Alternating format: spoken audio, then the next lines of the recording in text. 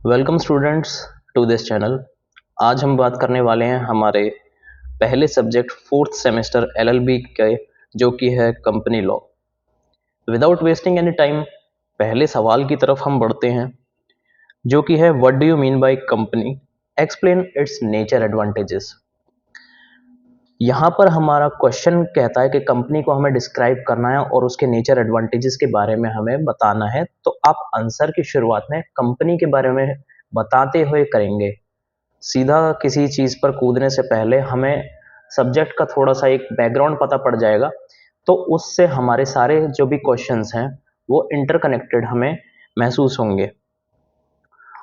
तो हमारा सॉल्यूशन जो है वहाँ पे आंसर ऐसे लिखा जाएगा, अ company is a legal entity formed by a group of people to engage in business activities।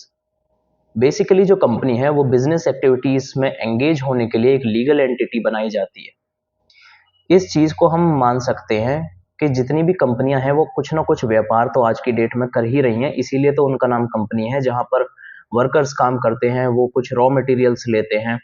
Company का एक मोटिव होता है, एक एम होता है कि हमें कुछ एक पूरे ग्लोबली एक सर्विस प्रोवाइड करनी है, या हमें अपने नेशन में कोई एक गुड्स या सर्विसेज में से जो कुछ भी उनको सही लगे उनके नेचर के हिसाब से वो अपना अपना एम डिसाइड करते हैं और वहां पर उस प्रोसेस को कंप्लीट करके एक बिजनेस एक्टिविटी को फॉलो करते हैं, जिससे कि उनको मुनाफा भी होता है।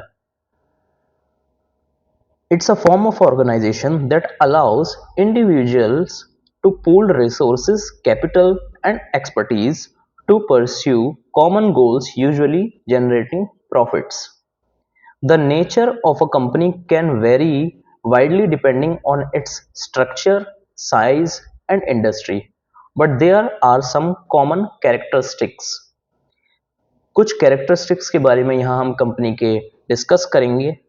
पहला कैरेक्टरिस्टिक तो हमारा आता है कि कंपनी जो है एक लीगल एंटिटी है।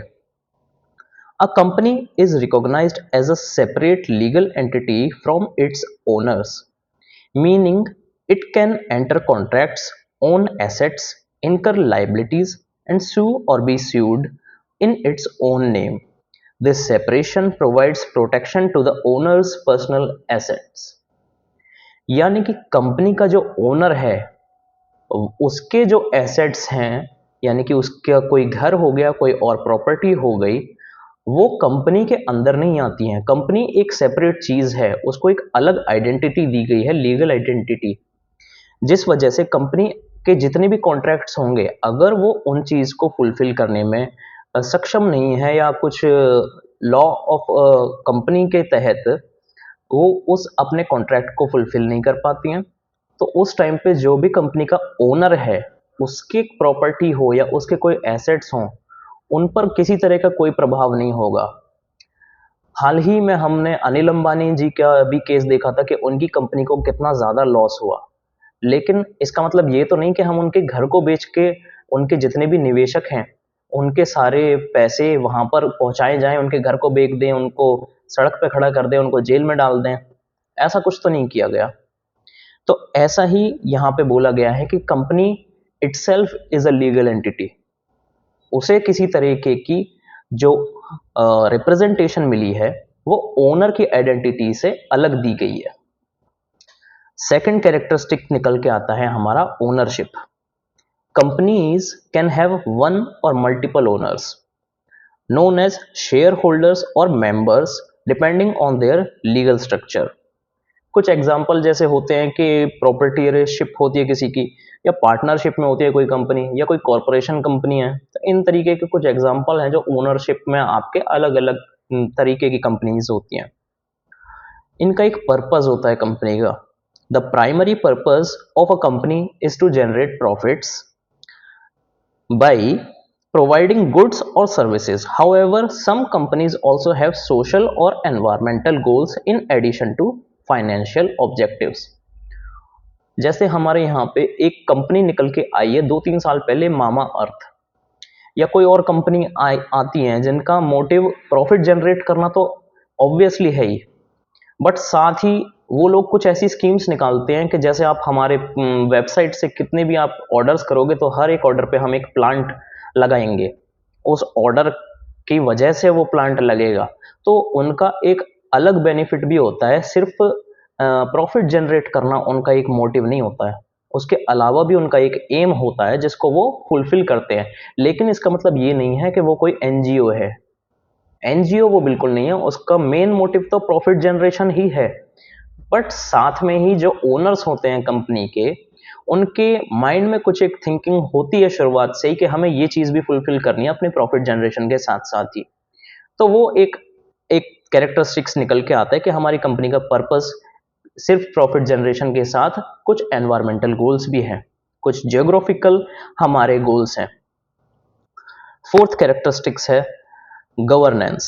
Company have a governance structure that outlines how decisions are made and responsibilities are allocated among shareholders, directors and management. Fifth characteristics है limited liability. Shareholders liability is usually limited to the amount invested in the company. This means that their personal assets are protected from the company's debt and legal obligations. Company के ऊपर अगर कोई date है, date का मतलब क्या होता है? उधार।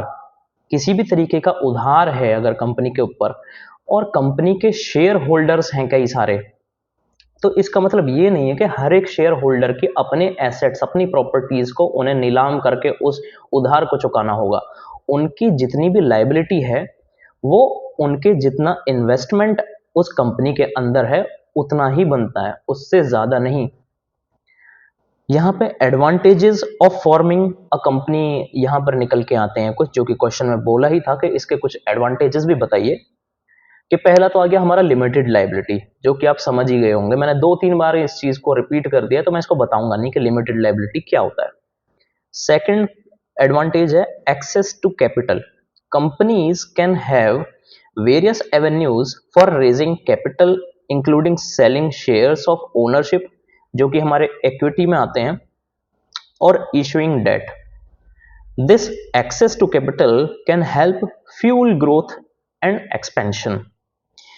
कुछ कंपनीज के पास अपना एक ट्रैक रिकॉर्ड होता है, उनका नेटवर्थ होता है, जिसके बिहाफ पे उन कंपनीज को या तो डेट मिल सकता है, जैसे कि लोन मिल सकता है किसी बैंक से, या फिर वो अपने शेयर्स को बेचकर अपनी इक्विटी को डाइल्यूट कर कर अपना कैपिटल रेस कर लेते हैं, जिस वजह से उनको एक्सपेंशन में काफी ज्यादा बेनिफिट होता है। ये होता है हमारा एक्सेस टू कैपिटल, एक एडवांटेज कंपनी का। अगर आपकी किसी भी फैमिली मेंबर को कोई लोन चाहिए होगा तो वो एक लिमिटेड अमाउंट का होगा, बहुत ही मिनिमल होगा एक कंपनी के आगे। अगर कंपनी की नेटवर्थ ही अगर कई हजार करोड़ की है तो ऑब्वियसली एक बैंक जो है कंपनी को ज्यादा प्रेफर करेगी अमाउंट, हाईली अमाउंट देने की बजाय के एक नॉर्मल सिटीजन के। थर्ड यहाँ पे हमारा एडवांटेज निकल के आता है continuity. A company has perpetual existence, meaning it can continue to operate even if ownership changes due to death or withdrawal of shareholders. This provides stability and continuity to the business. Company के owner की death हो जाए या कोई withdrawal हो जाए कि अब कोई ओनर चेंज हो गए, इसका मतलब ये नहीं कि कंपनी खत्म हो जाएगी। ओनर की जिंदगी खत्म हुई है, कंपनी के साथ तो कई सारे लोग जुड़े हुए हैं, वहां पर कई सारे लोगों का घर चलता है, कंपनी का जो मोटिव है वो तो फुलफिल होता ही रहेगा।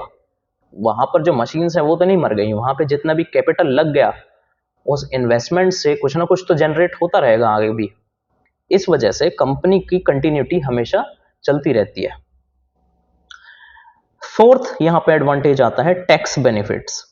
Depending on the jurisdiction and the company's structure, there may be tax advantages to operating as a company, such as lower tax rates for business or deductions for certain expenses. Fifth यहाँ पे advantage आया है credibility का। Operating as a company can enhance credibility and trust among customers, suppliers and investors. Being a registered business entity may signal professionalism and commitment to legal compliance. Sixth and last यहाँ पे advantage आया है हमारा scale and growth का। Companies have the potential to scale and grow more rapidly than other forms of business organization due to their ability to attract capital, hire skilled employees and access markets efficiently। ये कुछ हमारे advantages थे company के, जिनको मैं एक बारी में रिपीट कर दूं तो यहाँ पे limited liability, access to capital, continuity, tax benefits, credibility, scale and growth. ये चीजें आपको अपने आंसर में लिखेंगे तो आपको काफी ज्यादा यहाँ पर मार्क्स मिलेंगे on your question depending on the nature of the exam. Although CCS university में हमारे ज़्यादा परसेंटेज आने के चांसेस नहीं रहते हैं थ्योरी एग्जाम्स में, बट फिर भी काफ़ी सारे बच्चे स्ट्रगल करते हैं कि उनको सिर्फ पास होने के लिए भी कोई रिसोर्सेज का अगर सहारा लें तो किसका लें। वो बुक्स से पढ़ के जाते हैं लेकिन एग्जाम टाइम में वो लिख नहीं पाते हैं कुछ भी। तो आप इन चीज़ों को, इस लेक्चर को बार बार आप दोहराते रहिए जब तक आपके दिमाग में कोई चीज़ ना बैठे। कोई आंसर आपको बनाना है, अपने शब्दों में वहां पे बनाना होगा। यहाँ पे रटने से काम नहीं चलेगा। अगर रटा ही जाता तो आप इस वीडियो को नहीं देख रहे होते। आपके पास कोई सारी गाइड्स आ सकती हैं, कोई आप गूगल से देख लोगे कोई आंसर, लेकिन जिस तरीके की आपके अंदर क्लैरिटी होगी एक आंसर को लेकर, उसी तरीके का आंसर आप अपनी आंसर शीट में लिखोगे और वहीं आपके मार्क्स कम या ज्यादा या फिर आपके रिजल्ट पे वो चीज रिफ्लेक्ट करेगी। कंक्लूजन में हम लिख सकते हैं, overall forming a company offers several advantages that can facilitate business operations, growth, and sustainability. However, it also entails certain responsibilities such as compliance with legal and regulatory requirements and may involve higher administrative and operational costs compared to other forms of business ownership. अच्छा, पहला question हमने बहुत ही ज़्यादा आराम से पढ़ा है और एक एक चीज़ को मैंने डिटेल में बताया है, क्योंकि ये ही क्वेश्चन हमारे पूरे सब्जेक्ट का बेस है। अब आगे के जितने भी क्वेश्चन होंगे उनको हम थोड़ा थोड़ा जल्दी जाएंगे कवर अप करने के लिए, क्योंकि ये वीडियो काफ़ी ज़्यादा लंबी हो जाएगी वरना। और मैं चाहता हूँ कि ये एक सिंगल वीडियो में या इसका एक और पार्ट बनाना पड़े तो वो सिर्फ एक या दो वीडियो में आप फुल सब्जेक्ट को कवर कर जाएं। With this, our second question arises, which is explain the doctrine of lifting the whale. Whale की स्पेलिंग है VEIL, यहाँ पे WHALE whale फिश का यहाँ पे जिक्र नहीं हुआ है। And discuss the circumstances under the whale is lifted. Doctrine of whale, ये वाला क्वेश्चन काफी ज्यादा इंपॉर्टेंट है जो कि मैंने आपके लिए मार्क करके रखा है, जिसके बारे में हम यहाँ पे बात करेंगे। The doctrine of whale refers to a legal concept that allows courts to disregard the separate legal personality of a company, thereby exposing its shareholders or directors to personal liability for the company's actions or debts. Essentially, it means piercing the corporate veil to hold individuals accountable for the actions of the company when it is deemed necessary in the interest of justice or public policy. This doctrine is not universally applied and varies in its application across different legal jurisdictions. Doctrine यहाँ पे एक आई है हमारी, lifting the wheel, या कि well कहो या wheel कहो, कुछ भी कहो, आपको समझ में आना चाहिए। मैंने कहा था कि कंपनी को एक लीगल एंटिटी मिली है, यहाँ पे लिमिटेड लायबिलिटी है, ये हमारा एडवांटेज था, लेकिन इसी का एक एक्सेप्शन यहाँ पे निकल के आया है, doctrine of lifting the well. ठीक है, लिफ्टिंग द वेल में क्या होता है कि हमारा जो भी जुडिशरी है वो ऑर्डर करती है कंपनी के ओनर को कि जितनी भी आपकी कंपनी के डेट हैं, अगर वो एक लिमिट तक है तो ठीक है, कंपनी लायबल है। लेकिन अगर कहीं पे जस्टिसिएबल वो चीज नहीं लग रही है कि भाई कोई स्कैम करके जा रहा है या कोई कुछ ऐसी सिचुएशन आ रही है जहां पे पर्सन को लायबल होना ही पड़ेगा, तो ऐसी सिचुएशन में doctrine of lifting the veil apply होती है ओनर के ऊपर या फिर कोई शेयर होल्डर्स हैं उनके ऊपर कि आप खुद अकाउंटेबल हैं। ये जितना भी डेट है या किसी भी चीज के लिए फाइनेंशियल लॉस हो रहा है किसी को, तो इसको आप रीपे करेंगे। कंपनी आपकी बैंकरप्ट होती है या नहीं होती है उससे मैटर नहीं करता। आपकी पर्सनल जितनी भी प्रॉपर्टीज हैं, एसेट्स हैं, उनको यहाँ पे नीलाम किया जाएगा या फिर आप कैसे भी रीपे करें वो आपके ऊपर निर्भर करता है, लेकिन इस चीज को आप ही लायबल हैं फुलफिल करने के लिए। तो ये चीज हो गई लिफ्टिंग द वेल डॉक्ट्रिन। अब इसके कुछ सर्कमस्टांसेस हैं जिनके बारे में हम पढ़ते हैं कि ये कब अप्लाई होती हैं। पहला सर्कमस्टांस है फ्रॉड और रॉन्गफुल कंडक्ट।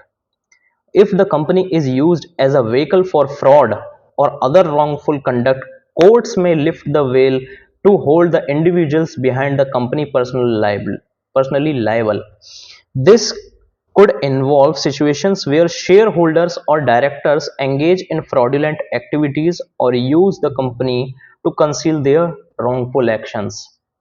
वही बात आ गई है कि यहाँ पर कोई स्कैम हो जाए या फिर कोई फ्रॉड कर दे कोई कंपनी, तो उसको आप फिर कंपनी का नाम ले दो कि भाई ठीक है ये तो कंपनी की वजह से हुआ है, हम क्या कर सकते हैं इसमें, जो हो गया सो हो गया।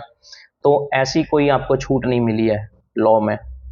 कंपनी लॉ ये कहता है कि अगर ऐसा कोई भी सर्कमस्टांसिस में अगर आप पकड़े जाते हो कि जहां पे आपने किसी फ्रॉड करने के मंशा से किसी कंपनी का फॉर्म किया था और उसके नाम पे आप छुप रहे हो, तो वहां पे लिफ्टिंग द वेल डॉक्ट्रिन को आपके ऊपर एनफोर्स किया जाएगा और आप ही लाइबल होंगे उस भरपाई का। सेकंड यहां पे सर्कमस्टांस आता है improper use of the corporate form. If the company is improperly formed or used solely as means to avoid legal obligations or liabilities, courts may disregard its separate legal personality. This could include instances where the company is undercapitalized, fails to maintain corporate formalities, or is used to shield individuals from personal liability. Third यहाँ पे circumstance है agency or group enterprises. In cases where multiple companies within a corporate group operates as a single economic entity, courts may lift the veil to treat them as one entity for legal purposes. This is often referred to as group enterprise liability and typically occurs when there is a high degree of control or coordination among the companies, or when they are operating as alter egos of each other. Fourth यहां पर circumstance है public interest और regulatory compliance. The well may be lifted in situations where it is necessary to protect the public interest or ensure compliance with regulatory requirements. For example, if a company is engaged in activities that pose a threat to public health or safety, courts may disregard its separate legal personality to hold individuals accountable for the harm caused.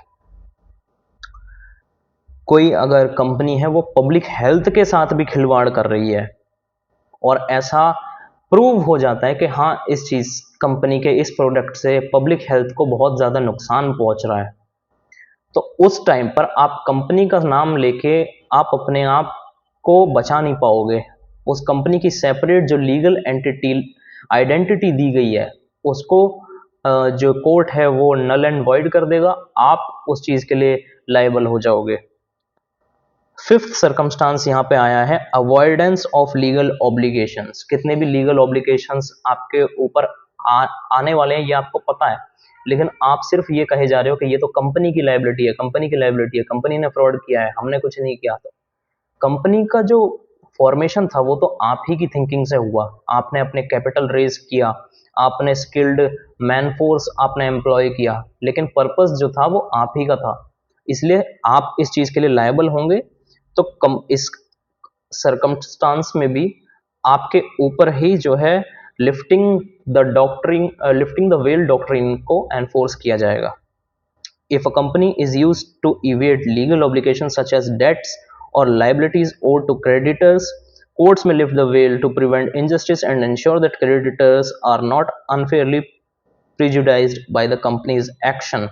आपने किन्हीं लोगों से उधार लेके अपना काम किया, लेकिन उसके बाद आप ये कहते हो कि हमारा काम नहीं चल रहा और हम अब पैसे नहीं दे पाएंगे, इसको आप कंपनी के जितने एसेट्स हैं उनको बेच दीजिए, हमें कुछ नहीं परवाह।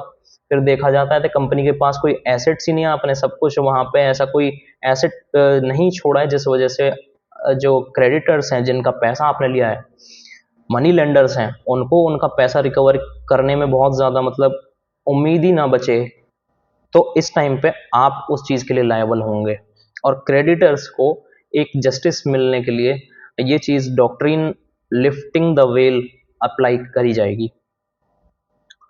यहाँ पे कंक्लूजन में हम लिखेंगे, it is important to note that courts typically apply the doctrine of veil, lifting the veil cautiously and only in exceptional circumstances where it is necessary to achieve justice or prevent abuse. The decision to lift the veil is often based on the specific facts and circumstances of each case, and courts will consider factors such as the level of control exercised by individuals over the company, the degree of separation between the company and its owners, and the extent to which lifting the veil is necessary to achieve equitable outcomes. यहाँ पे हमारे दो questions बहुत ज़्यादा important जो थे वो complete हुए हैं, और इनको आप बार बार सुनते रहिएगा। मैं रिपीट करता हूँ, इसके की पॉइंट्स कितने सर्कमस्टांसेस हमने डिस्कस किए, 5 थे। पहला था फ्रॉड और wrongful conduct, second improper use of corporate form, third agency और group enterprises, fourth public interest और regulatory compliance, fifth avoidance of legal obligations. इन चीज़ों को आप, इन हेडिंग्स को भी अगर आप याद करके रखेंगे तो भी आपको बहुत ज़्यादा बेनिफिट होगा। भले ही आप अंदर का जितना भी मैंने मैटर यहाँ पे इंग्लिश में आपको समझाया या बोला, डिक्टेट किया, वो आप भूल जाओगे, लेकिन अगर आपको ये सिर्फ हेडिंग्स भी याद रह गई तो भी आप पास हो जाओगे, इसकी गारंटी मैं लेता हूँ। थर्ड यहाँ पे हमारा क्वेश्चन निकल के आता है, discuss the various kinds of companies recognised under the companies act 2013। यहाँ पे ये जो सब्जेक्ट है कंपनी लॉ, ये कंपनी एक्ट 2013 के ऊपर ही बेस्ड है, और इसी के अंतर्गत कितनी प्रकार की कंपनीज हमें यहाँ पे बताई गई हैं इंडिया के अंदर स्पेसिफिकली, उनके बारे में हम यहाँ पे डिस्कस करेंगे। तो हमारा आंसर यहाँ पे स्टार्ट होता है, the under the companies act 2013 in India various kinds of companies are recognised, each with its own set of characteristics and requirements. Here are the main types of companies recognized under the act. यहाँ हमने पहली company जो है किस प्रकार की होगी, हमारी प्राइवेट कंपनी। क्वेश्चन आ सकता है what is a private company, सिर्फ 4 नंबर के लिए भी ये क्वेश्चन आपको देखने को मिल जाए तो ये क्वेश्चन बहुत ज़्यादा इंपॉर्टेंट है, इसलिए इन डेफिनेशंस को या फिर इनके कैरेक्टरिस्टिक्स को बहुत ध्यान से सुनना, और इन नामों को तो बिल्कुल याद ही करके जाना कि किस प्रकार की कंपनी में क्या होता है और कितने प्रकार की कंपनीज हैं। बेसिकली हमारी 7 प्रकार की यहाँ पे कंपनीज होती हैं। पहली है private company. A private company is one which bye it's articles restricts the right to transfer its shares, limits the numbers of its members to 200, prohibits any invitation to the public to subscribe for any securities of the company। यहाँ पे कुछ restrictions होती है कि जैसे 200 members ही हम यहाँ पे ऐड करेंगे, कुछ प्रोहिबिशंस होती हैं सिक्योरिटीज़ की कि पब्लिक यहाँ पे इन्वॉल्वमेंट बिल्कुल कम से कम होता है, यहाँ के जो शेयर्स होते हैं उनका भी ट्रांसफ़र के लिए रेस्ट्रिक्शन लगाई हुई होती है। तो ये होती है हमारी प्राइवेट कंपनी। 3 कैरेक्टरिस्टिक्स हो गए। सेकंड जो टाइप है वो हमारा पब्लिक कंपनी। प्राइवेट कंपनी हमने देख ली, अब पब्लिक कंपनी इसकी जस्ट अपोजिट होने वाली है। अब public company is one which it is not a private company. ये तो बहुत सिंपल सी बात है, प्राइवेट कंपनी तो हो ही नहीं सकती है, पब्लिक कंपनी नाम ही बिल्कुल अपोजिट है, उसका एंटोनिम निकल के आया। Has a minimum paid up capital of 5 lakh rupees और such high paid up capital as may be prescribed. 5 lakhs को बिल्कुल याद कर लेना कि 5 लाख रुपीस के आसपास का कैपिटल या फिर इससे हायर कैपिटल जो है वो उसके पास पेड अप होना चाहिए। और थर्ड है यहाँ पे कि पॉइंट हमारा कि has its shares freely transferable. एकदम अपोजिट पॉइंट निकल के है। प्राइवेट कंपनी में जो शेयर्स हैं उनका कोई ट्रांजैक्शन या ट्रांसफ़र नहीं हो सकता है, लेकिन पब्लिक कंपनी में ये ट्रांसफ़र ऑफ शेयर्स यहाँ पे पॉसिबल है। Can invite the public to subscribe to its securities, कि पब्लिक को भी यहाँ पे इनविटेशन पूरा बिल्कुल फ्री हैंड है कि आप इसकी सिक्योरिटीज़ में आप इन्वॉल्व हो सकते हो। थर्ड टाइप निकल के आता है वन पर्सन कंपनी, ओपीसी। यहाँ पे क्वेश्चन में ओपीसी लिखा हो या वन पर्सन कंपनी हो, एक ही बात है। An OPC is a company that has only one person as its member. It combines the benefits of a sole proprietorship and a company, providing limited liability to the sole member while allowing them to manage the business as a separate legal entity. यहाँ पे सबसे बड़ी बात एक ये निकल के आई है कि पूरी कंपनी में एक ही मेंबर है, उसने सिर्फ एक कंपनी का नाम ले रखा है कुछ बिजनेस एक्टिविटीज करने के लिए, लेकिन यहाँ पे एक एडवांटेज निकल के आती है कि जितनी भी लाइबिलिटी है वो सीधा सीधा उस कंपनी में एक ही इंसान है तो उसके ऊपर भी जाने वाली है, भले ही वो कंपनी फुलफिल करे या वो पर्सन फुलफिल करे, वो उसमें ज़्यादा डिफरेंस नहीं आएगा। तो ये हो गई हमारी थर्ड टाइप ऑफ कंपनी जो कि है one person company. Fourth company यहाँ पर आई है टाइप की के स्मॉल कंपनी। स्मॉल कंपनी कौन सी होती है? A small company is defined based on certain criteria relating to paid up capital, turnover and net profit. इन तीनों के ऊपर पेड अप कैपिटल हो या उनका टर्नओवर हो या उनका नेट प्रॉफिट हो, इन तीनों चीज के ऊपर उसको मापदंड में ना मापा जाता है कि ये कंपनी स्मॉल कंपनी में आएगी या कैसी किसी अदर कंपनी होगी। It enjoys certain exemptions and relaxed compliance requirements compared to other types of companies.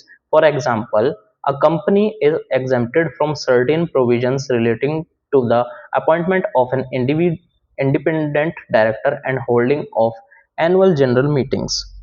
यहाँ पे कंपनी को जो है एग्जेम्प्ट किया गया है इन प्रोविजंस से कि भाई आपको एक नया independent director and holding of annual grand meetings जितनी भी होती हैं, जनरल मीटिंग्स होती हैं, इन चीज़ों की ज़रूरत नहीं है आपको करने की, आप चलाते रहो आप अपनी कंपनी को। इन आपका टर्नओवर कम है, पेड कैपिटल कम है या आपकी यहाँ पर नेट प्रॉफिट कम है, इस वजह से हम आपके ऊपर इतने ज़्यादा रेस्ट्रिक्शंस नहीं लगा रहे हैं, आप जैसे काम करना चाहते हो आप normally without harming obviously the citizen the public. तो आप जैसा भी आप अपने ऑपरेशंस कर रहे हो आप कर सकते हो, आप इंडिपेंडेंट हो इन सब चीज़ों से। फिफ्थ टाइप ऑफ कंपनी है हमारी producer company. Producer company is formed by farmers, artisans और other producers with the objective of improving their income, living standards and other socio-economic conditions। यहाँ पे जो मेन पॉइंट निकल कर आता है कि यहाँ के जो ओनर्स ही होते हैं वो फार्मर्स या आर्टिसंस, आर्टिसंस कौन से होते हैं? कारीगर जो होते हैं, और अदर प्रोड्यूसर्स होते हैं जो भी मतलब किसी तरीके का कोई अनाज उगा रहा है, कोई अपनी आर्ट बना रहा है उसको सेल कर रहा है, खुद प्रोडक्शन कर रहा है उस चीज़ का। किस लिए यहाँ पे ये कंपनी फॉर्म की जाती है? जिससे कि उनका जो लिविंग स्टैंडर्ड है उसको वो इम्प्रूव कर सकें, अपनी इकोनॉमिक कंडीशन को वहाँ पे अपलिफ्ट कर सकें। ये चीज़ें जो होती हैं प्रोड्यूसर कंपनी के अंदर हम लिख सकते हैं। It facilitates the collective actions by producers and provides them with various benefits such as better access to credit, inputs, markets and technology. इन सब चीज़ों का यहाँ पे जो प्रोड्यूसर है उसको फायदा मिलता है।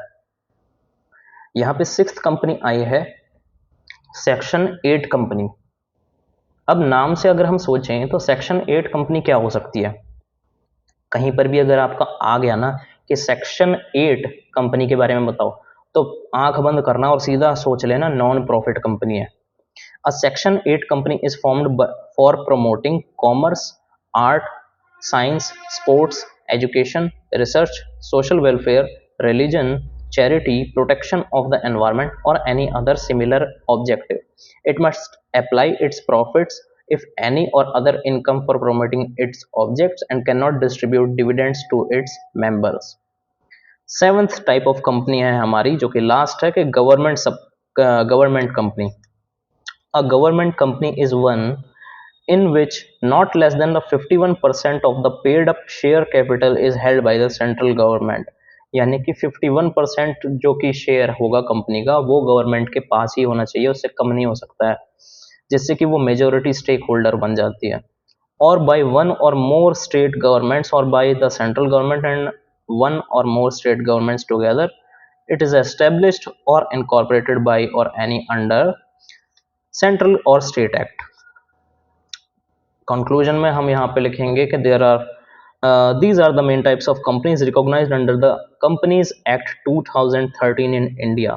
Each type of company has its own specific requirements, advantages and compliance obligations, and entrepreneurs need to carefully consider their business objectives and circumstances before choosing the appropriate type of company for their ventures। यहाँ पे quickly हम recall करते हैं यहाँ पे सातों company के नाम। पहली थी हमारी प्राइवेट कंपनी, प्राइवेट से हमारा अपोजिट हो गई पब्लिक कंपनी, थर्ड हो गई हमारी 1 person company, fourth small company, fifth हो गई producer company, sixth section 8 company जो कि है नॉन प्रॉफिट कंपनी, और सेवंथ आती है हमारी government company. With this 3 question हमने पूरे उड़ा दिए हैं यहाँ पे, और बहुत ही ज़्यादा मेन क्वेश्चंस थे ये। बहुत ज़्यादा हाई चांसेस भी हैं कि आपको इसी बार अपने इन तीनों में से कम 2 क्वेश्चन रिपीट होते हुए नजर आएंगे। हो सकता है तीनों के तीनों भी आ जाएं, और तीनों नहीं भी आए, तीनों के अंदर में ना ऐसे ऐसे पॉइंट्स हैं उनमें से क्वेश्चन डेफिनेटली बनने वाले हैं, तो ये तीनों ही रिपीट हो जाएंगे। यहाँ पर नेक्स्ट क्वेश्चन हमारा फोर्थ निकल के आता है, distinguish between company and partnership firm. यहाँ पे पहला जो कि डिस्टिंक्शन हमारा या फिर डिफरेंशिएट यहाँ पे लीगल स्ट्रक्चर को लेकर आएगा। A company is a separate legal entity from its owners. It is formed and regulated under the provisions of the Companies Act or similar legislation. The company's liability is limited to its assets, and it can own property, enter contracts, sue or be sued in its own name. Partnership firm की यहाँ पे definition हम लिख देंगे, partnership firm is not a separate legal entity from it's partners. यानी कि यहाँ पर जैसे कंपनी को सेपरेट लीगल एंटिटी माना गया है, पार्टनरशिप फर्म को सेपरेट लीगल एंटिटी नहीं माना गया है। जितने भी पार्टनर्स हैं उनको इसमें इन्वॉल्व किया जा रहा है, उनकी पर्सनल आइडेंटिटी को भी। It is found by an agreement between 2 or more individuals to carry on a business together with a view to profit. Partnerships are governed by the Indian partnerships act 1932। बहुत महत्वपूर्ण एक्ट है हमारा Indian partnership act 1932। And the liability of partners में be unlimited, limited और joint and several depending on the type of partnership. ठीक है। Second यहाँ पे आता है नंबर ऑफ ओनर्स के ऊपर, कि पार्टनरशिप फर्म और कंपनी में नंबर ऑफ ओनर्स का भी फर्क होता है। A company can have 1 or more owners known as shareholders and members. The ownership is represented by the shares of stocks, and ownership can be easily transferred by uh, transferring or selling shares. Partnership firm में ऐसा कुछ नहीं होता है। Partnership firm must have at least 2 partners, and there is typically a cap on the maximum number of partners, usually जो कि 20 होता है for non banking businesses and 10 for banking businesses. The partnership is based on mutual agreement among the partners. Third यहाँ पे आता है liability. Liability क्या होती है कंपनी की या फिर पार्टनरशिप फर्म की? In a company the liability of shareholders और members is usually limited to the amount they have invested in the company. Their personal assets are protected from the company's debts and liabilities. Partnership firm की यहाँ पे अगर हम बात कर लें, in general partnership partners have unlimited liability, meaning they are personally liable for the debts and obligation of the partnership. In a limited liability partnership, जो कि LLP जिसको हम कहते हैं, partners liability is limited to the extent to their agreed contribution. Fourth यहाँ पे management and decision making के ऊपर क्या डिफरेंस निकल के आता है? Companies are managed by the directors who are appointed by share holders. Share holders typically vote on major decisions through general meetings, but day to day management is delegated to the board of directors. Partnership firm की अगर हम बात कर लें यहाँ पे, in a partnership firm partners have equal rights in the management and decision making process unless otherwise specified in the partnership agreement. Each partner is an agent of the firm and can bind the firm to contracts and agreements. अगर agreement के अंदर कुछ specific mention नहीं है तो हर एक partner जो कि कंपनी में है वो लायबल है कंपनी को बाइंड करने के लिए किसी कॉन्ट्रैक्ट या एग्रीमेंट्स के लिए।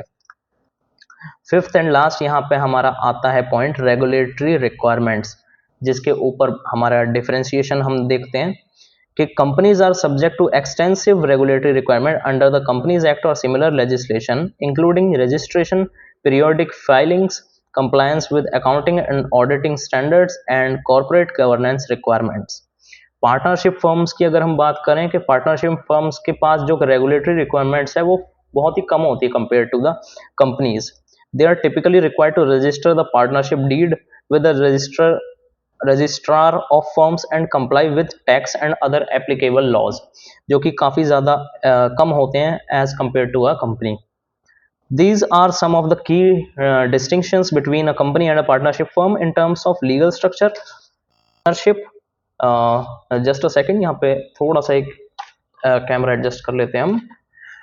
तो यहाँ पे कंक्लूजन में हम यही लिख सकते हैं कि जो भी हमारे डिस्टिंक्शंस थे वो हमारे बेसिस इन चीज़ों के ऊपर था कि लीगल स्ट्रक्चर के ऊपर, या कि ओनरशिप हो, या लाइबिलिटी मैनेजमेंट हो, या रेगुलेटरी रिक्वायरमेंट्स हो। The choice between a company and a partnership firm depends on various factors such as the nature of the business, ownership structure, liability considerations, and regulatory compliance requirements. This is how our question gets ended, and we move to the next question, which is, what do you mean by prospectus and statement in lieu of prospectus? Discuss the consequences of misstatement in prospectus. Prospectus यहाँ पर क्या होता है? A prospectus and a statement in lieu of prospectus are both documents required by companies when issuing securities to the public. इन चीज़ों के बारे में हम अभी डिस्कस ही कर लेते हैं, मैं आपको समझा दूंगा। प्रोस्पेक्टस के बारे में हम देखें तो a prospectus is a formal legal document that provides details about a company and the securities it is offering for the sale to the public. It serves as an invitation to the public to subscribe for the company's shares or debentures.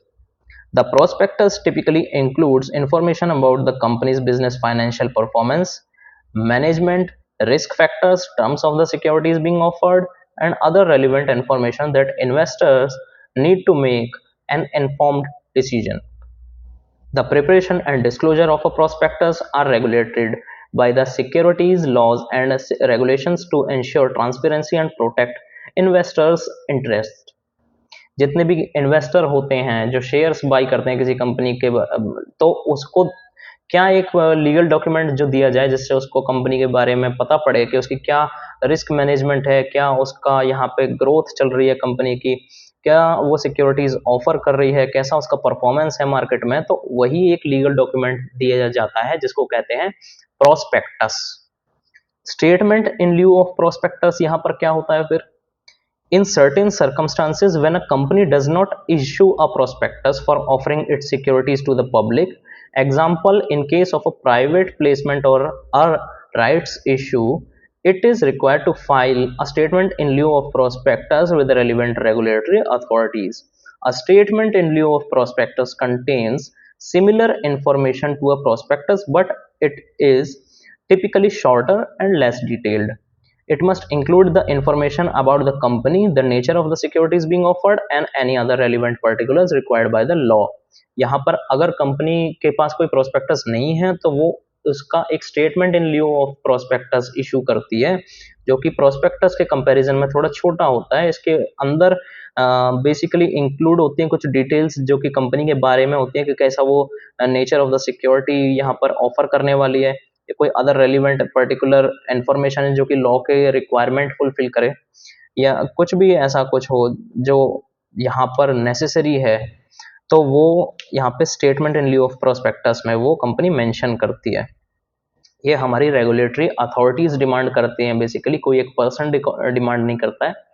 Company को अगर चलना है तो regulatory authorities के साथ corporation करते हुए, cooperate करते हुए चलना होगा। तो इस वजह से यहाँ पे स्टेटमेंट इन लिeu ऑफ प्रोस्पेक्टस भी एक हमारा बहुत ज़्यादा महत्वपूर्ण टॉपिक है, जिसको मैंने आपको यहाँ पे समझा दिया कि प्रोस्पेक्टस तो हमारा एक प्रोस्पेक्टस है ही क्या, वो लीगल डॉक्यूमेंट है। अगर वो नहीं है तो प्रोस्पेक्टस यहाँ पे स्टेटमेंट इन लिeu ऑफ प्रोस्पेक्टस दिया जाएगा।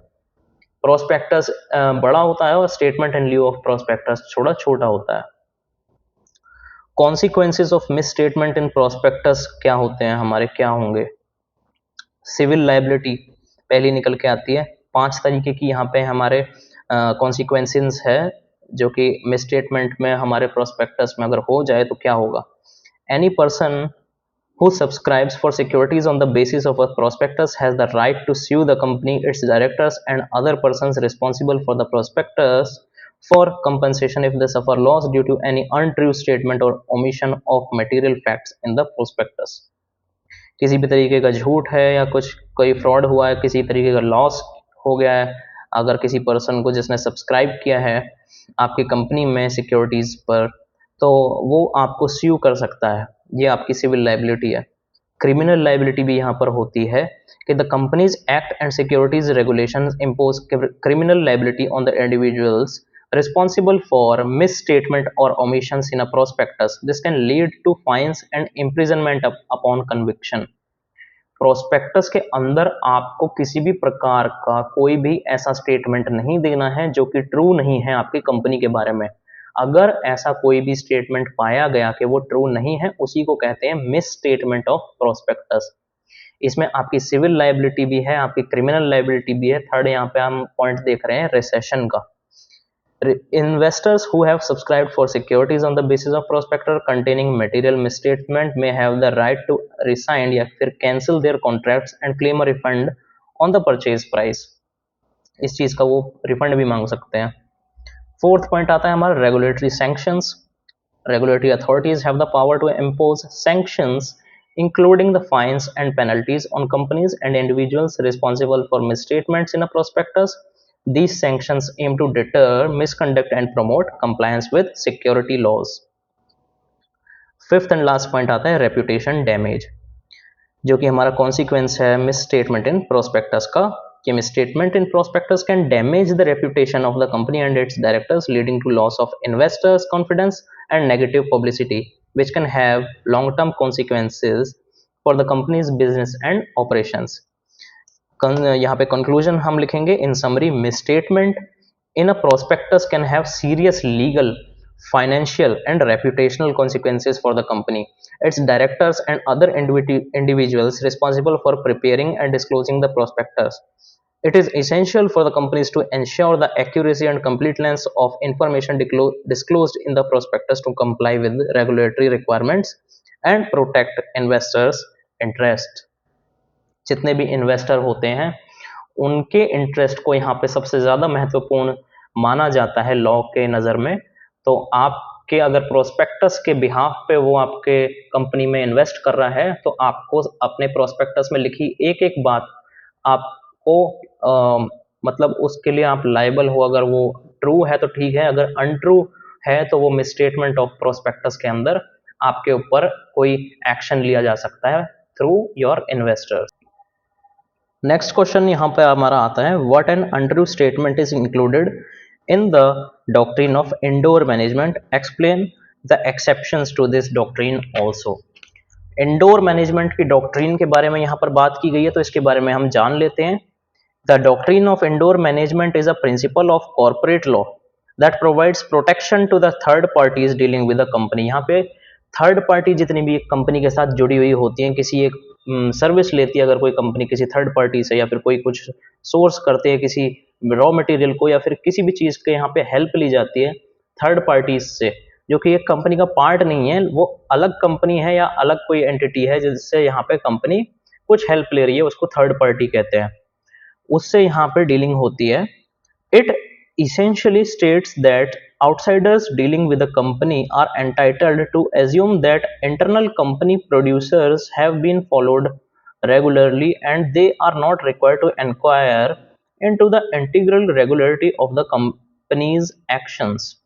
In other words, if a person is dealing with a company, they are entitled to assume that the internal procedures of the company as set out in its constitution, example articles of association or governed by law, have been complied with, even if this is not actually the case. This doctrine protects third parties who rely on the apparent authority of officers or agents of the company in their dealings with the company. यहाँ पर third party company जो भी होती हैं, third parties company के साथ यहाँ पे एंगेज होती हैं किसी भी बिजनेस एक्टिविटी में, उनको यहाँ पर एक डॉक्ट्रीन का यहाँ पे प्रिंसिपल दिया गया है जो कि कॉरपोरेट लॉ में बहुत ज़्यादा महत्वपूर्ण है, जो प्रोटेक्ट करता है इन थर्ड पार्टीज को। जब कंपनी अगर किसी केस में फंस जाती है या कोई अगर फ्रॉड होता है इनके साथ, तो ये इंडोर मैनेजमेंट डॉक्ट्रिन का यहाँ पर सहारा लेती हैं। An untrue statement in the context of the doctrine of indoor management refers to misrepresentation of authority by a company's officer or agents. This could include situations where an officer or agent of the company purports or to act on behalf on company but lacks the actual authority to do so. Despite the lack of authority, if a third party reasonably believes that the officer or agent has the authority to act on behalf of the company may still be bound by the actions of its officer or agent. यहाँ पर कहा जा रहा है कि untrue statement का मतलब एक ये होता है, कंटेक्स्ट यहाँ पे हमारा इंडोर मैनेजमेंट की डॉक्ट्रिन पर ही लिया गया है कि जैसे सपोज कोई कंपनी है, उसमें कोई एजेंट है या फिर कोई ऑफिसर है, वो उस कंपनी के बिहाफ पे आपको बहुत सारी चीज़ें आपसे इन्वॉल्व हो रहा है करने के लिए कि आप ये कर लीजिए, इस हमारे प्रोसेस में जुड़ जाइए। भले ही उस कंपनी ने उस इंसान को ये अथॉरिटी दी भी है या नहीं कि वो उस एक्टिविटी को परफॉर्म कर सकता है या नहीं, ये चीज आपको पता हो या ना हो, एक अनट्रू स्टेटमेंट इसको माना जाएगा कि आप किस अथॉरिटी से इस कंपनी के बिहाफ में ये सब आप प्रोसेस को कंटिन्यू कर रहे थे। इस पर उस पर्सन के ऊपर यहाँ पर रीजनेबल एक्शंस लिए जा सकते हैं। लेकिन कुछ एक्सेप्शंस होते हैं जहाँ पर जो ऐसे कुछ इन्वॉल्वमेंट होती है गलत कामों में आपकी, किसी कंपनी के साथ अगर आप ही थर्ड पार्टी हैं वो सपोज, और कोई कंपनी कुछ गलत काम में पाई जाती है जो कि लीगली यहाँ पर लॉफुल नहीं है, अनलॉफुल एक्ट्स में वो एंगेज है, तो इसमें कुछ एक्सेप्शंस हैं कि इंडोर मैनेजमेंट में आपको सहारा नहीं दिया जाएगा, आप भले ही थर्ड पार्टी हो। पहला तो है नॉलेज ऑफ इरेगुलरिटी, कि आपको पहले से पता है कि अंदर कुछ ना कुछ यहाँ पर कोई प्रॉब्लम चल रही है, मिसमैनेजमेंट हो रहा है कंपनी के अंदर, जो चीज़ें एथिकली होनी चाहिए वो उन तरीकों से नहीं हो रही हैं, वो अनएथिकल तरीकों से कंपनी ऑपरेट कर रही है। तो यहाँ पर डॉक्ट्रिन ऑफ इंडोर मैनेजमेंट के ऊपर आप रिलाई नहीं कर सकते अगर कोई भी फ्रॉड हो जाता है आपके साथ। For example, if a person knows that a director's authority has been restricted by the company's article of association, they cannot claim to have relied on the apparent authority of the director in their dealings with the company. Second point आता है यहाँ पे collusion, यहाँ की आप wilfully एक company के unlawful acts में उसका साथ दे रहे हो, आप कोल्यूजन कर रहे हो, ये चीज आती है सेकंड पॉइंट में। If a third party colludes with an officer और agent of the company to commit fraud और other wrongful act, they cannot claim the protection of the doctrine of indoor management. For example, if a third party knowingly assists a director in exceeding their authority for personal gain, they cannot rely on the apparent authority of the director in their dealings with the company. Third point आता है यहाँ पे negligence का। If a third party fails to exercise reasonable diligence or care in verifying the authority of the company's officers or agents, they may be precluded from relying on the doctrine of indoor management. For example, if a third party fails to inquire into the authority of a director who is acting outside the scope of their authority, they may be deemed to have been negligent and cannot claim the protection of this doctrine. Negligence का मतलब होता है जब आप ध्यान नहीं देते हो चीज़ों के ऊपर, कि आप कुछ वेरीफाई आपको करनी चाहिए थी जो चीज़ें, वो भी आप वेरीफाई नहीं कर रहे हो, बावजूद इसके कि आपके साथ कुछ स्कैम या फ्रॉड हो सकता है, फिर भी आपने अपनी तरीके से आपने वेरिफिकेशन नहीं किया कुछ चीज़ों का और आप थर्ड पार्टी की तरह आप एक्ट कर रहे हो। लेकिन आप इंडोर मैनेजमेंट भी चाहते हो, जब आपने कुछ चीज़ वेरीफाई नहीं करी कि कंपनी कैसी है, कौन उसके डायरेक्टर है, डायरेक्टर के पास कितनी अथॉरिटी है, तो इस नेग्लिजेंस के अंदर भी आपको इंडोर मैनेजमेंट की प्रोटेक्शन नहीं दी जाएगी। यहीं पर हमारा क्वेश्चन कंप्लीट होता है। एक कंक्लूजन के तौर पर हम लिख सकते हैं, इन summary, while the doctrine of indoor management provides protection to the third parties dealing with the company, there are exceptions that may limit its application in certain circumstances. Third parties should exercise reasonable diligence and care in their dealings with the company to avoid being precluded from relying on the protection of this doctrine. यहाँ पे एक और question हमारा खत्म हो गया और next question आता है the doctrine of ultra vires, या फिर हम कह सकते हैं VIRES। इसके बारे में भी हम यहाँ पर पढ़ेंगे। जितनी भी डॉक्ट्रिन्स होती हैं वो बहुत ज़्यादा इंपॉर्टेंट होती हैं एग्जाम पॉइंट ऑफ व्यू के हिसाब से हमारे सब्जेक्ट में। इसके जो एक्सेप्शंस हैं डॉक्ट्रिन ऑफ अल्ट्रा वायर्स वो भी हम लिखेंगे। What are the consequences of ultra transactions ये भी हम लिखेंगे, और कुछ इंडियन केसेस को रेफर करेंगे हम इस वाले आंसर में। विदाउट वेस्टिंग एनी टाइम इस क्वेश्चन को भी हम स्टार्ट कर रहे हैं। The doctrine of ultra vires is a fundamental principle of corporate law that deals with the limitations on a company's powers and actions। यहाँ पे पावर्स और एक्शंस के साथ लिमिटेशंस जितनी भी है कंपनी की, उनके साथ डील करती है ये doctrine. Ultra vires is a Latin term meaning beyond the powers. ये बहुत ज्यादा महत्वपूर्ण यहाँ पे निकल के आया है पॉइंट कि अल्ट्रा वायर जो है एक लैटिन टर्म है जिसका मतलब है beyond the powers. The doctrine holds a company can not The doctrine holds that a company cannot undertake activities or enter into contracts that are beyond the scope of its legal powers as defined in its memorandum of association। Company की भी कुछ liabilities होती हैं कि वो कहाँ कहाँ पर अपना इन्वॉल्वमेंट दिखा सकती हैं, कहाँ पर नहीं कर सकती हैं। अगर आप अपने इन्वॉल्वमेंट के स्कोप से बाहर जाकर किसी चीज में इन्वॉल्व हो रहे हो तो ये चीज आप गलत कर रहे हो और अल्ट्रा वायर्स की डॉक्ट्रिन आपके ऊपर लायबल होगी। ठीक है, यहाँ पर की पॉइंट्स हैं कुछ regarding the doctrine of ultra vires जो कि हमारे इंक्लूड होते हैं। फर्स्ट पॉइंट है हमारा memorandum of association.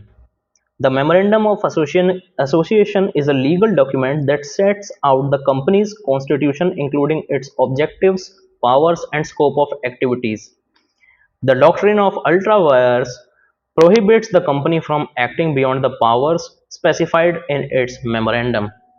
Second point है हमारा void transactions.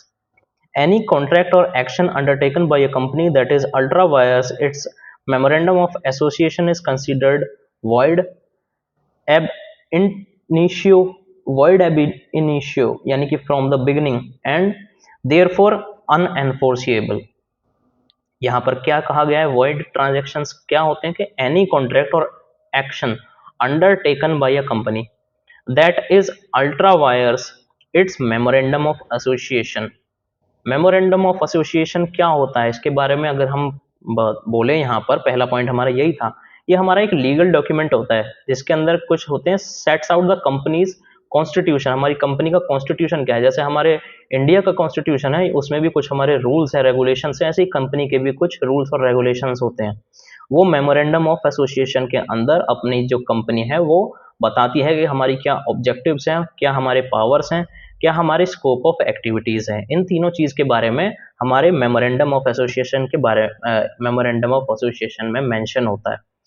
वॉइड ट्रांजैक्शंस में यही कुछ ट्रांजैक्शंस हैं जो इन चीजों को आप अगर एस्केप करते हो, इनके बियॉन्ड आप किसी तरीके के आप इन्वॉल्वमेंट करते हो तो वो अनएनफोर्सिएबल हो जाती है। यहाँ पे थर्ड पॉइंट आता है हमारा share holders protection. The doctrine of ultra wires protects shareholders by ensuring that the companies does not engage in activities that may jeopardize their interest or exceed the scope of the company's intended purpose। The doctrine of ultra wire जो कि share holders हैं उनके interest को भी protect करती है, साथ ही company का जो स्कोप है उसका ऑब्जेक्टिव है उसके बाहर वो दायरे में ना निकले, उसी दायरे में रहकर काम करे, इस चीज का भी ध्यान रखती है हमारी डॉक्ट्रिन ऑफ अल्ट्रा वायर्स। लेकिन इस डॉक्ट्रिन को तो हमने पढ़ लिया, 3 पॉइंट थे हमारे मेमोरेंडम ऑफ एसोसिएशन जिसके बिहाफ पे पूरी ये डॉक्ट्रिन ऑफ अल्ट्रा वायर्स जो है पूरी यहाँ पे इंप्लीमेंट होती है। की पॉइंट्स में इसका पहला तो memorandum of association, second void transactions, third share holders protection. 3 चीज हमारी कंप्लीट हुई, लेकिन इसके ही कुछ एक्सेप्शंस भी हैं जो हम डिस्कस करेंगे। पहला एक्सेप्शन निकल के आता है statutory powers. If a company's actions are expressly authorized by statute or law, they are not considered ultra wires even if they are not explicitly stated in the company's memorandum of association। भाई statutory powers तो सीधा सीधा government के जो officers हैं या government orders हैं वही होते हैं, वही उनको इम्प्लीमेंट करवाते हैं। ठीक है, अगर उस चीज में वो कंपनी इन्वॉल्व हो रही है, भले ही वो चीज आपके मेमोरेंडम में लिखी हो या ना लिखी हो, लेकिन गवर्नमेंट का ही अगर ऑर्डर आ गया कि आपको ये कुछ एक्ट्स हैं ये करने हैं, तो उन चीजों के ऊपर आप डॉक्ट्रिन ऑफ अल्ट्रा वायर्स कैसे इंप्लीमेंट करवा दोगे? गवर्नमेंट के ऊपर थोड़ी आप केस करोगे कि कंपनी को आपने ये कैसे कह दिया करने को। सेकंड यहाँ पे एक्सेप्शन आता है objects clause. The doctrine of ultra vires does not apply to the acts that are incidental or ancillary to the company's stated objective or activities. Any actions necessary for carrying out the company's main objective are generally considered valid. अगर company का कोई main objective है जिसको वो comply कराने के लिए और फुलफिल कराने के लिए कुछ अगर एक्शंस कंपनी ले रही है तो उन एक्शंस को भी यहाँ पर वैलिड माना जाएगा. इसको हम कहते हैं ऑब्जेक्ट्स क्लॉज. थर्ड पॉइंट आता है doctrine of estoppel. If a third party has acted in reliance on the company's representation or conduct, and it would be unjust to allow company to invoke the doctrine of ultra vires to avoid liability. The company may be stopped from asserting the ultra vires defense. यहाँ पे consequences of ultra vires transactions यहाँ पे देख लेते हैं. पहला consequence आता है वॉइडेंस ऑफ द कॉन्ट्रैक्ट्स. किसी भी कॉन्ट्रैक्ट में अगर कंपनी है तो वो वॉइड हो जाएंगे. Void ab initio and an unenforceable against the company. और सेकंड आता है हमारा share holders remedies. The share holders may bring legal actions against the company's directors और officers exceeding their authority and acting ultra vires seeking remedies such as injunctions और damages. Third point आता है यहाँ पे third party remedies. The third parties who enter into contracts with the company that are later deemed ultra vires may also seek remedies against the company or its officers or for breach of contract or misrepresentation.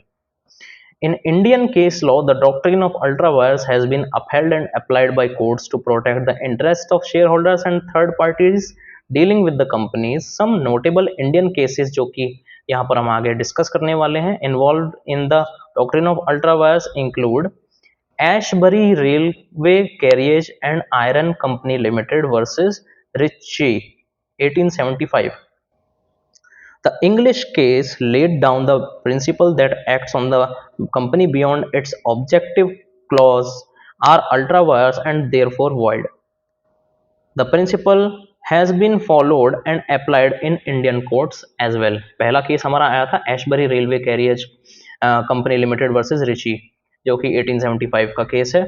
Second case हमारा आ जाएगा Mohori Bibee versus Damodar Das Ghose 1903. This Indian case emphasized the importance of upholding the doctrine of ultra vires to protect parties dealing with companies from entering into contracts that are beyond company's power. इस case में क्या हुआ था, ultra vires की जो doctrine है उसकी importance को एम्फसाइज दिया गया था to protect the dealing with the companies from entering, यानी कि कंपनीज को एंटर करने से ही यहाँ पे प्रोटेक्ट कर दिया था जो उनके बियॉन्ड कंपनी के पावर में आप कहीं पे भी इन्वॉल्व नहीं हो सकते हो. These cases highlight the significance of doctrine of ultra vires in the corporate law and its application in safeguarding the interest of shareholders and third parties. यहाँ पर हमारा एक और क्वेश्चन यहाँ पर निकल के आया है. बेसिकली ज़्यादा क्वेश्चन अब बचे नहीं है इस पूरे सब्जेक्ट में. एक छोटा एक क्वेश्चन आ गया है यहाँ पर कि टाइप्स ऑफ मीटिंग्स के बारे में हमें बताना है. तो what do you mean by meeting? Discuss the kinds of meetings according to the Company Act 2013. Meeting के बारे में अगर हम बात करें कि in the context of 2013 companies act, a meeting refers to a gathering of members और directors of a company convened for the purpose of discussing and deliberating on various matters pertaining to the company's business and affairs. Meetings are essential for decision making, governance and communication within a company. They serve as a platform for shareholders, directors and other stakeholders to participate in the management and oversight of the company. कुछ ऐसे की points हैं जिनको आप answer में लिखना ही लिखना है, जैसे कि decision making, discussions, deliberations, companies decisions जितने भी होंगे वो मीटिंग में ही तो होंगे. शेयर होल्डर्स होंगे मीटिंग स्टेक होल्डर्स होंगे कंपनी के, ठीक है, उनका जितना भी इसेंशियल फॉर डिसीजन मेकिंग है, गवर्नेंस है, कम्युनिकेशन है with in a company, and ये सब प्लेटफॉर्म है शेयर होल्डर्स के लिए मीटिंग. और इनके जो जितने भी काइंड्स ऑफ मीटिंग्स हैं वो अब हम डिस्कस करते हैं according to the company act 2013. यहाँ पे हमारी 5 तरीके की मीटिंग्स होती हैं. पहली मीटिंग आती है हमारी एनुअल जनरल मीटिंग. जिसको हम AGM भी कहते हैं। Annual general meeting is a mandatory meeting that every company is required to hold annually within a specified period, usually 6 months from the end of the financial year. लेकिन हमने अभी पहले question में देखा था कि जो स्मॉल कंपनीज होती हैं उनको एनुअल जनरल मीटिंग से एग्जेम्प्ट किया गया है। सभी कंपनीज को generally annual general meeting conduct करनी ही होती है 6 months before the financial year gets over, लेकिन स्मॉल कंपनीज का यहाँ पे एक्सेप्शन है। तो अगर क्वेश्चन आ सकता है कि एनुअल जनरल मीटिंग्स को कौन सी कंपनी से यहाँ पे एक्सेप्शन मिला है, तो आप स्मॉल कंपनीज को यहाँ पर आप लिखोगे जिसमें कि 200 मेंबर्स की एक रेस्ट्रिक्शन होती है। प्राइवेट कंपनी होती है या स्मॉल कंपनीज होती हैं, इनको इन चीज़ों से एग्जेम्प्ट किया गया है। The primary purpose of the AGM is to provide shareholders with an opportunity to receive and review the company's financial statement, include the balance sheet, profit and loss account and auditor's report। जितने भी share holders हैं company के अंदर, आपने invest किया है, तो आपका एक हक बनता है कि कंपनी कैसे परफॉर्म कर रही है मार्केट के अंदर वो जानने का। तो ये आपको हक देती है आपकी एनुअल जनरल मीटिंग। तब और other matters discussed in the annual general meeting may include the declaration of dividends, appointment और reappointment of directors, appointment of auditors and any other business brought before the meeting. Second यहाँ पे type आता है meeting का extra ordinary general meeting. अब यहाँ पे extra ordinary ऐसा क्या है वो हम डिस्कस करते हैं। An EGM is any general meeting of the company other than the AGM।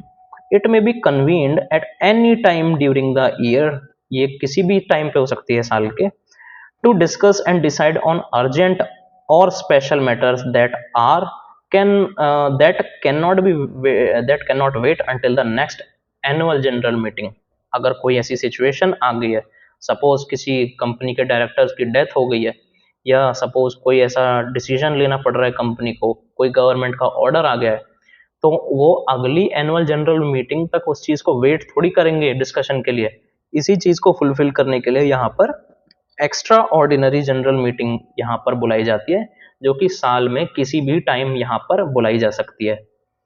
EGMs may be called by the board of directors, the managing director, or on the requisition of the shareholders holding a specified percentage of voting rights।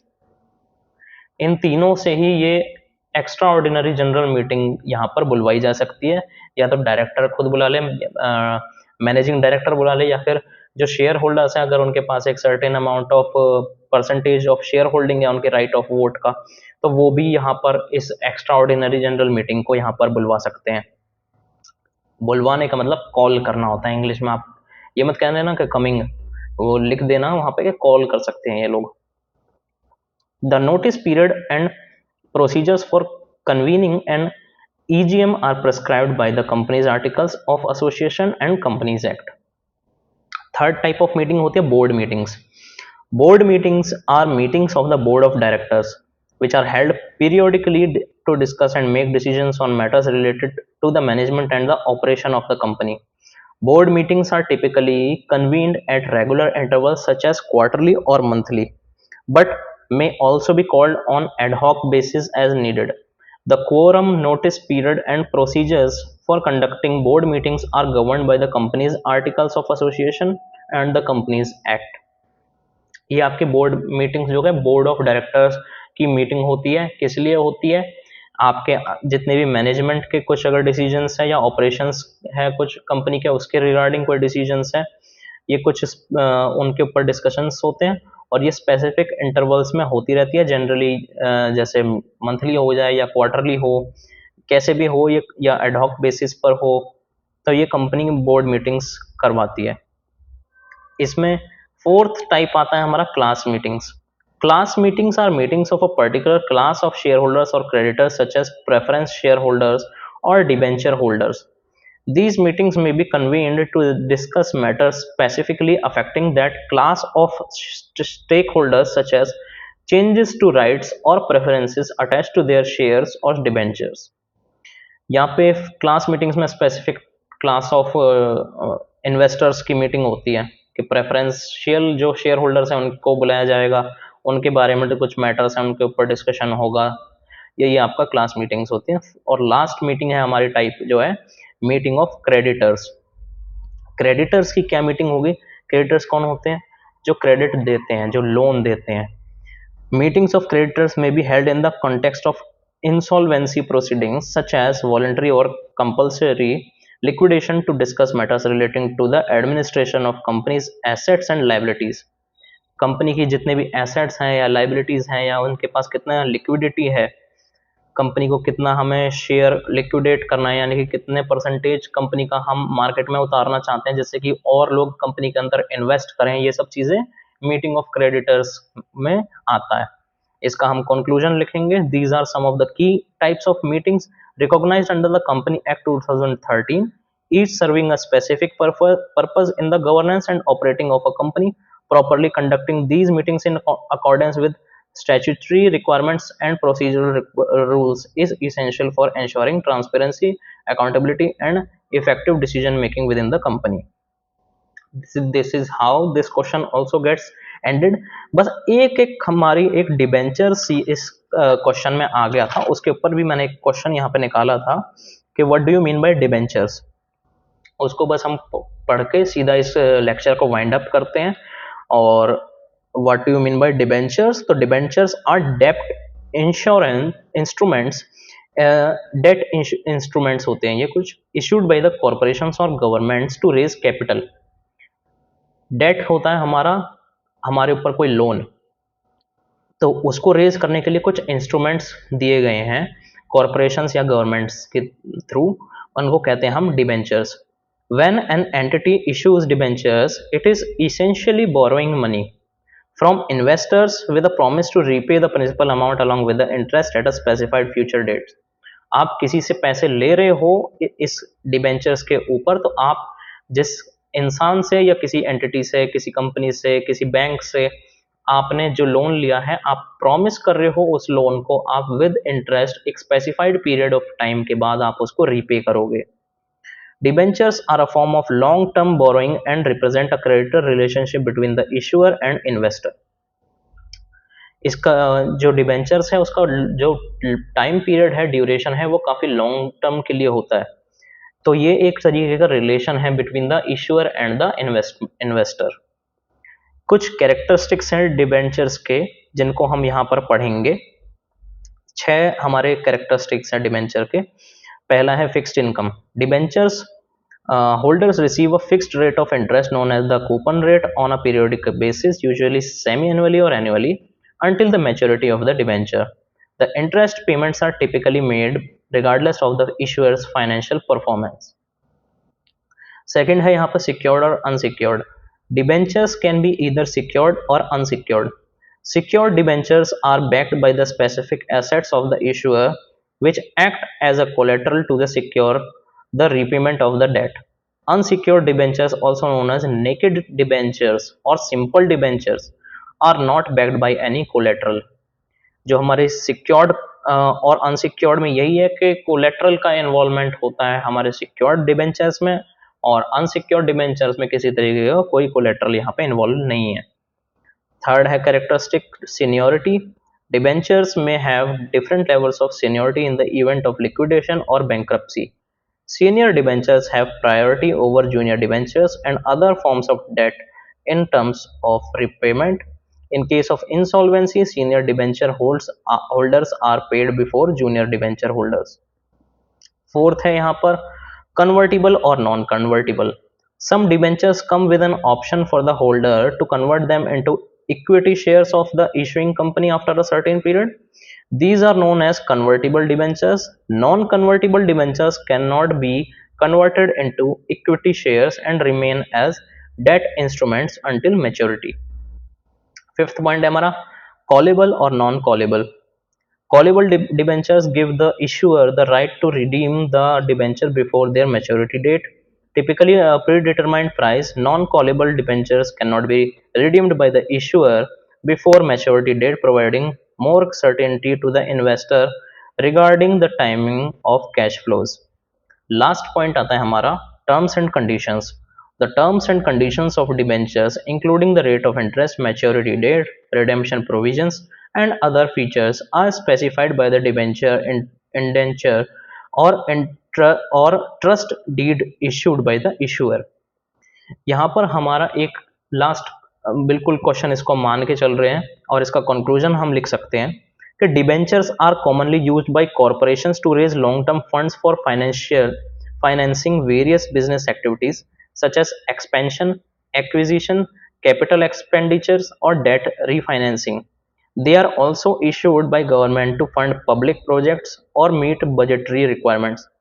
As debt instruments, debenture offer investors a fixed income stream and are considered relatively safe environment investments compared to equities, although they do carry some degree of credit risk associated with the issuer's ability to repay the debt.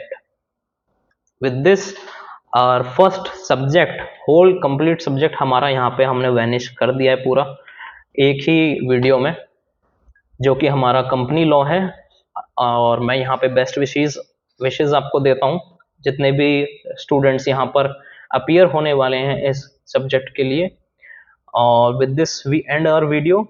आपको अगर कोई और किसी topic के बारे में अगर आपको जानकारी चाहिए इसी सब्जेक्ट में, तो आप बिल्कुल कमेंट कर सकते हो नीचे। With this we end the video. और आपको इस वीडियो के नोट्स कुछ ही दिन में प्रोवाइड कर दिए जाएंगे, बट मैं चाहूँगा उससे पहले आप इस वीडियो को पूरा देख लीजिए। नोट्स जो हैं वो मैं कम से कम 3 से 4 दिन बाद अपलोड करूँगा, ताकि इस लेक्चर को आप इग्नोर ना करो।